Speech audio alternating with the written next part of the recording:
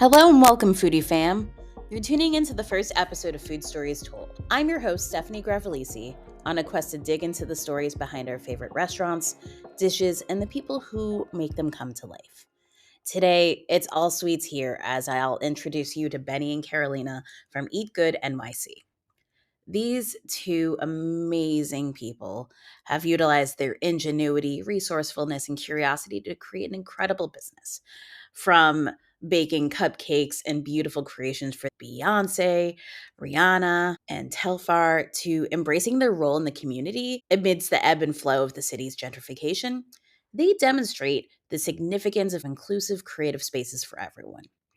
This story is particularly dear to me for the heart that it adds to the city, their connection to art and fashion, and really people doing cool things in food. Now let's dive in. Cupcakes, Meat Couture, Eat Good NYC's delectable rise in a culinary world. Originally published August 23, 2023 for Forbes.com. At the intersection of fashion and hip-hop culture, Benni Emory carved out an unconventional path to entrepreneurship. Instead of settling for mundane internships like fetching coffee, Emory strategically positioned himself where every budding fashion entrepreneur was bound to go: Kinko's in Soho. "My thought process was simple," explains Emory. "Anyone wanting to run a fashion business would eventually need to show up at Kinko's for their logistical needs." More than a stint at a copy shop, Emory laid the groundwork for an innovative endeavor, along with partner Carolina Wang, leading to the birth of their food and dessert art brand Eat Good NYC in 2014. From Kinko's to cupcakes. Coming from a marketing background, Emory's love for baking started with his mother, a professional baker. Those memories lingered in me like a muscle memory. Yet traditional jobs didn't satisfy him. He sought something fulfilling and autonomous. Born in Taiwan and raised in Argentina, Wang developed a love for fashion early. "I am grateful for my parents for providing such an eye-opening upbringing." Pursuing a fashion career in North Carolina and later in New York, she worked with established brands like Under Armour. However, seeking a creative outlet beyond the demanding fashion industry, Wang found solace in baking. Recognizing the emotional significance of food in her life, Wang found a deep connection with baking. Being Taiwanese and growing up in an Asian family, food has always been a significant part of my life. Baking tied her to her roots and forged a path in fashion. An online dating site match led her to Emory, initiating a partnership that would eventually the creation of their company. The philosophy of co-owners Emory and Wang is simple. We always considered ourselves a design company and food artists. This ideology is vividly reflected in their fashion-forward, meticulously crafted culinary creations. They embrace their non-culinary backgrounds and favor an artistic approach to their work, blurring the line between chefs, bakers, and artists. Forbes Business 112. Congratulations, Russian Army. You've invented a self-exploding truck. 800 and counting. For now, the IDF is locating Hamas tunnel shafts. Blackpink has reportedly renewed their contract to stay together. Nations League. France advances. England and Sweden miss out on Paris. 2024 Holiday Gift Guide. 2023, the best luxury kitchen gadgets for the home cook with everything. Congratulations, Russian Army. You've invented a self-exploding truck. The birth of the selfie cupcake. Emory was promoting a party. He and Wang had the ingenious idea of creating a unique gift for Awkwafina, who is now a well-known actress and rapper. Emory suggested, how about putting her face on a cupcake? Despite some second thoughts about whether it was possible, they decided to give it a shot. Awkwafina, famous for her signature look, a beanie with glasses, loved the cupcake rendition of herself. When she reposted it, the reaction was overwhelming. Many people commented that it was a unique and creative idea, which led to Eat Good NYC's founders' eureka moment. They knew they were onto something, but recognition escalated to new heights with an event in 2015 involving Cara Delevingne. "We got a selfie cupcake to Cara Delevingne, and she went nuts over it. So yeah, that was a whole Benny guerrilla tactic market. He literally posted in front of Sephora waiting for her to come out with a cookie, with a cupcake, and with the paparazzi," said Wang. Next thing you know, that story ended up in Vogue and Daily Mail, and that's where everybody kind of took off with it. The endorsement from a celebrity like Delevingne and others like it validated their creativity and acted as the launching pad for their vision to a broader audience. The power of celebrity and hype culture. The brand's personalized approach manifests in every creation. Each cupcake encapsulates an individual's life moment, celebrity nods that often go viral on social media or street culture influences.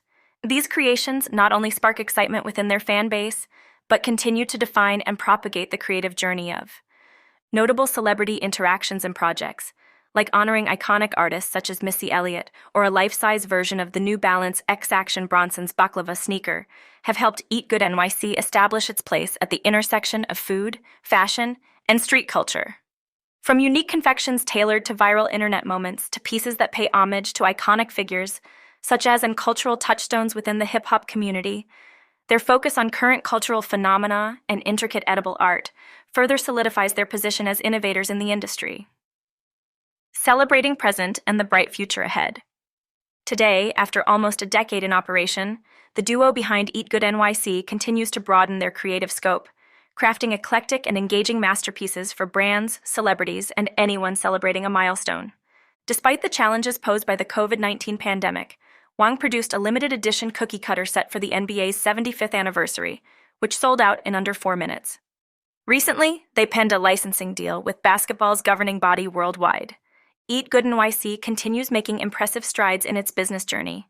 They supply all the desserts for Madison Square Garden, a major collaboration that underscores their industry standing and reputation. Wang explains her passion and the couple's unique approach. I love cupcakes being a vessel because I love making tiny little things. But also, I feel somebody's life has so many interesting points. Each cupcake has its own space to tell a whole story. I feel like one cake can only tell so much without it looking too cluttered. So that's why we did this whole life story thing in a cupcake dozen arrangement. Their personalized approach manifests in every creation. Each cupcake encapsulates an individual's life moment, sparking exclaims from customers such as, "Oh my God, that's this moment in my life." Eat Good NYC's home-based St. Michel Cafe, and their dedication to offering a more immersive experience than just a storefront transaction has manifested through their showroom and retail space, St. Michel Cafe and Bakery. The cafe itself opened November of last year after it served solely as a showroom for consultations and order pickups. We didn't want our customers standing on the curb, Emory remarks. As Wang insists, post-pandemic, we knew we had to open the space up. The cafe stands not only as a tribute to their community, but as a creative outlet, a warm, welcoming haven adorned with an array of books, vintage magazines, records, and VHS videos.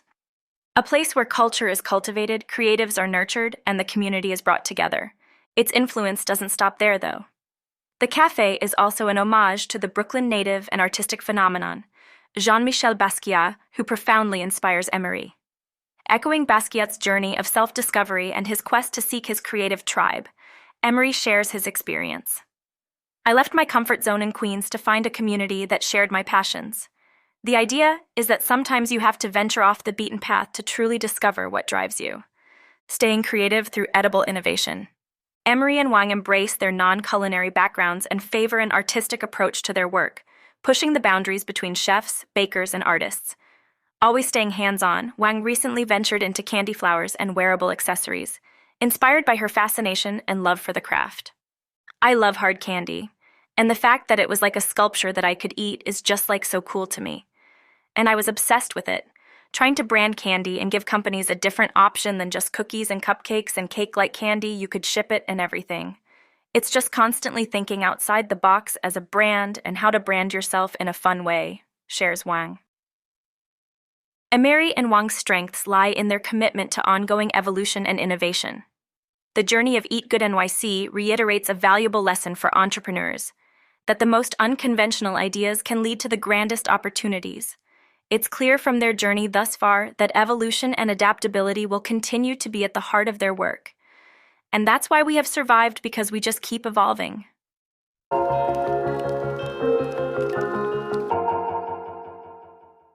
Benni and Carolina continue to launch new products, think bigger about their impact in the community, and I cannot wait to see what happens for them next. Their interview is one of the highlights of my year. I cannot wait to check out the cafe in person, hang with them, and chop it up about life in Bushwick, baking, and all of the other things that are going on in their world. Follow them on Instagram at EatGoodNYC and let them know that you heard about them here. In the coming episodes, I'll be sharing more stories about the people, places, and memories that inform what goes onto our plate. Until then, follow me at Food Stories Told on Instagram, and I'll catch you next week.